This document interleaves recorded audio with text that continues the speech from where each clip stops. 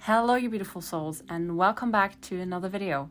I know there haven't been any videos in the last weeks. If you want to know why, please read the description. But anyways, today I want to talk to you about art supplies and materials in general. There's so many different mediums that it can get quite overwhelming, especially if you're a beginner and just starting out. So to make things a little easier, I want to show you a few of my favorite art mediums and how they work. One medium that probably everybody knows is a pencil.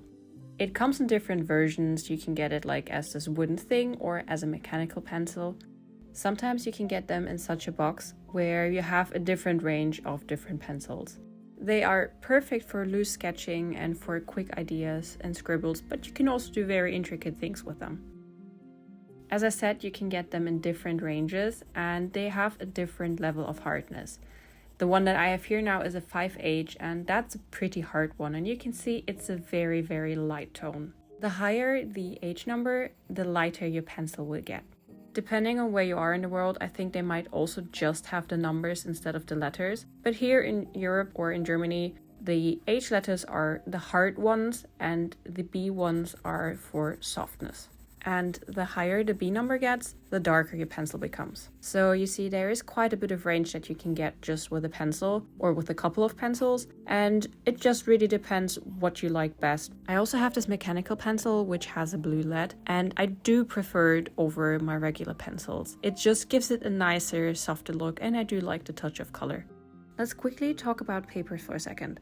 There is so many different kinds of paper that you can buy, and by all means you do not have to buy them all. There's things like watercolor papers or Bristol paper, tone papers, mixed media papers, marker paper. There really is quite an abundance of things. All of them are designed to fit specific needs if you're working with a specific medium. For watercolor paper, for example, there is cold press paper which has a lot of texture, and there is hot press paper which has a very smooth surface. Disregarding of what kind of paper I'm working with, even if it's just a pencil sketch, I tend to go with a heavier paper.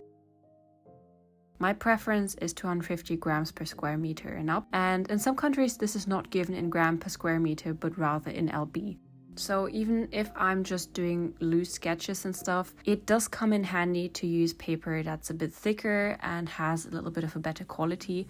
Because sometimes you do surprise yourself with sketches that come out much nicer than you expected them, and then you're just happy that you do have them on a nice paper and not just on some flimsy piece of copy paper. When it comes to watercolor papers, that you by the way also can use for other wet mediums like gouache, it really depends if you like a lot of texture or if you don't. Again, there are so many options out there, you most probably will find a perfect paper for you. And even though there is many more specific art papers, one paper I would like to talk about is marker paper. If you know my works, I do work with markers a lot and I have opinions on marker paper.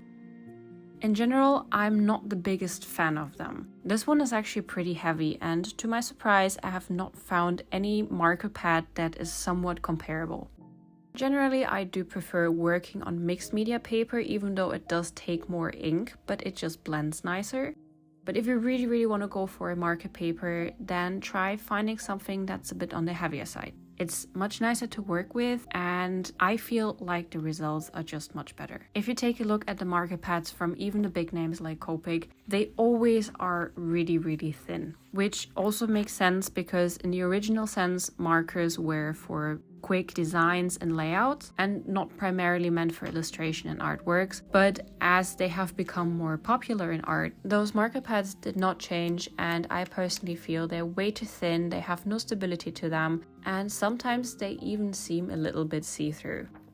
What all marker papers do have in common though is they're really smooth, so that the tip of the marker can glide over the surface much better. I feel they're not really worth the money because they're just too flimsy for my taste, and they do cost quite a bit. But let's move on talking about colored pencils. I have some polychromos, but there is so many other brands out there. I by far don't know them all. But what you can do with them is you can layer them quite nicely. Depending on how much pressure you're applying, you can get a very nice coat, and you can layer stuff so that you get different color tones that you might not have as a single pencil itself.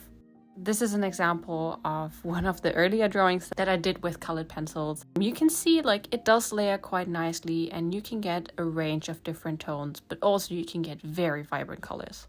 A material that's quite close to colored pencils is watercolor pencils. Again, you can get them from different brands and in different kinds of qualities. Those are actually over 30 years old. They have been given to me by my dad and he used them before me. You see, they can last quite a very long time. And the way they work is you draw with them as if they were normal pencils, and then you can activate the colors with some water. Like all you need to do really is just dab a little bit of water over it and go over them with a brush, and you will get this really nice watercolor effect.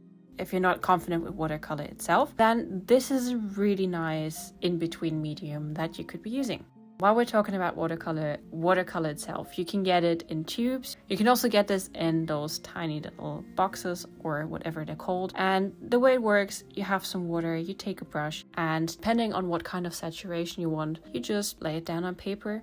And you can also layer it. Depends if you're working with a wet and wet technique, as I'm doing right now. You can see the colors, they do blend quite nicely, but you can also work in layers.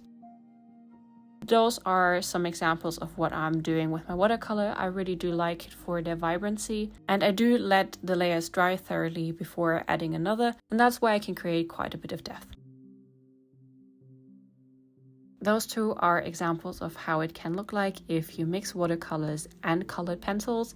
And I really do like the look of mixed media art. There's just something about it that gives it this extra little something.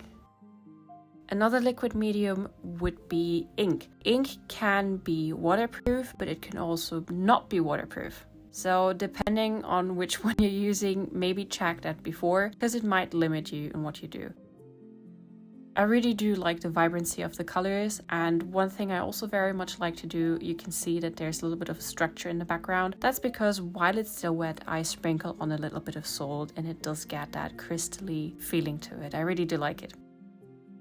If you don't like working with brushes and very liquid ink, one way you could not do that is by working with fine liners. Fine liners come in different colors, they come in different sizes, and that allows for a very nice dynamic way to do line art. The different sizes of the liners do allow for quite an easy transition and a lot of variation in your lines. So it doesn't matter if you're drawing something that's rather rough or something that's like really detailed, there probably is gonna be the perfect fine liner for you.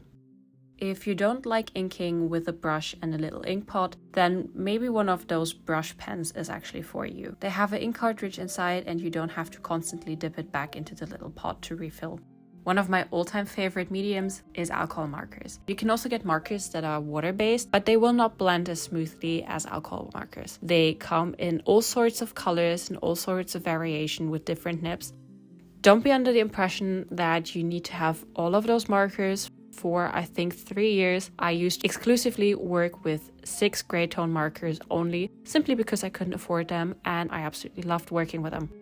So we already spoke about watercolors, and I feel like a little bit of a somewhat bigger brother to watercolors is gouache. Gouache is a paint that is also water-based, and sometimes it does get described as the love child between watercolors and acrylics. That is because you can reactivate the paint even after it dried with just a little bit of water, but if you put it down on paper and it doesn't matter what's underneath, it will lay down quite opaque. So if you make a mistake, you can just easily paint over it. It does have a very painterly feel to it, and I personally feel like it's quite hard to handle, but it definitely is a nice challenge.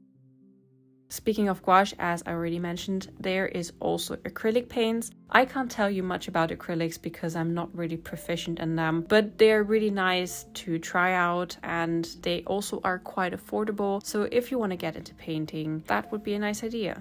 Honorably mention is pastels. Pastels feel quite a little bit like chalk. I cannot touch them due to sensory issues, so you probably will not see me do anything with them. But if you don't have those issues, they're great to try. Another thing that I have not tried myself is those acrylic markers. I feel like they're everywhere right now and they're all the rage. As I said, I haven't tried them yet. I still have to do this, but they also layer down quite opaque and they look pretty cool. that's my little summary of common and popular art supplies right now. By far, it's not all of them, but maybe this gave you like a little bit of an impression. And as always, thank you for watching. If you want to see more, please subscribe to my channel. I hope you have a great weekend, and I will see you soon. Bye!